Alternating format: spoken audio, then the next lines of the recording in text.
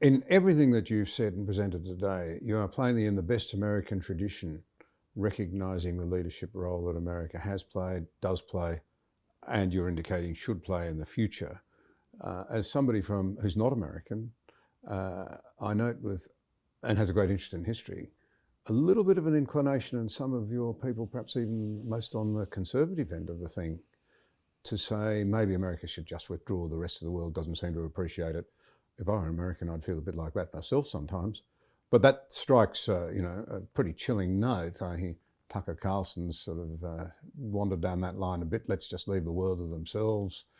Make America great again. President Trump, you sort of had the feeling that he was a bit sick of America leading the world. He thought perhaps he could retreat. Leadership is always more fun when the people you're leading are happy to be led and appreciate you.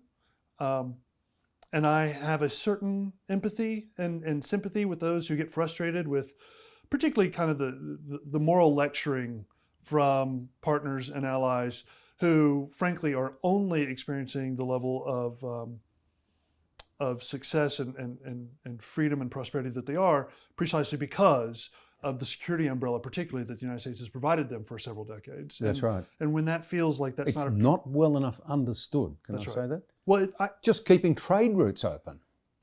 Well, in the context of Australia, I would actually put Australia, and I take your point. Australia is on the side of the ledger that is more appreciative generally, relative to some of our Western European partners.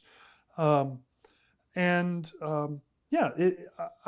do understand the feeling within the American populace of being frustrated when we're spending our blood and treasure securing a global order that has redounded to the benefit of the overwhelming majority of people within that order. And it would be nice to get a thank you. And it's made even more... Including in China, I would say. Without a doubt. Without a doubt. That's the supreme irony of That's this. right.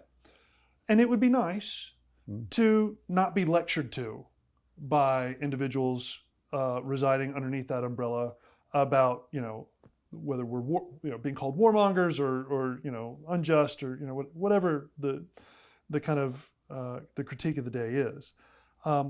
Nevertheless, while that would be ideal and preferred, my leadership or the leadership of the United States cannot be contingent upon the thanks of those whom we're leading. We lead because we generally do have a benevolent attitude toward our fellow man and fellow nations. But we're not only leading out of a sense of benevolence. We have real material interests in securing the international system that we helped to create. And it has been to our benefit to see that system grow and thrive. Now, individuals, you mentioned one, I'll call him an entertainer, who has talked about withdrawing. This within foreign policy circles, this is often called the restraint argument. And there are some people who argue for restraint who are very serious, thoughtful scholars. I disagree with them, but they make a serious argument. Tucker Carlson is not one of those people. And even those who try to mount serious arguments struggle to practically employ policies when it comes to the real world. They do foreign policy in a laboratory where they think that, well, we'll just recede into our own boundaries and we will just thrive. We'll focus on domestic renewal and we'll let the world burn if that's what the world wants to do. And we're not going to spend our blood and treasure trying to fix that. Okay, rhetorically, I can see some of the appeal there. The problem is that our domestic renewal is inextricably tied to geopolitical peace and prosperity. We have a globalized economy. Now they would say that shouldn't be the case. Well, there's lots of things that shouldn't be, but they are, and there's no rolling them back, right? Now we can right-size that, and I think that's happening. I think we're adjusting some of those economic ties. But at the end of the day, no matter how restrained you are, let's take Russia, for example. Maybe you think we shouldn't be engaged in Ukraine. Maybe a restraint argument is we should not be engaged in restraint or in Russia and Ukraine's fight. Well, okay, but Vladimir Putin has made it very clear, abundantly clear, that if left unchecked, he's not stopping at Ukraine. He has a worldview about the Russian-speaking peoples across Europe. And without a doubt, if he were allowed to roll through Ukraine unstopped and unhindered, he would then be moving into boundaries with our NATO partners for whom we have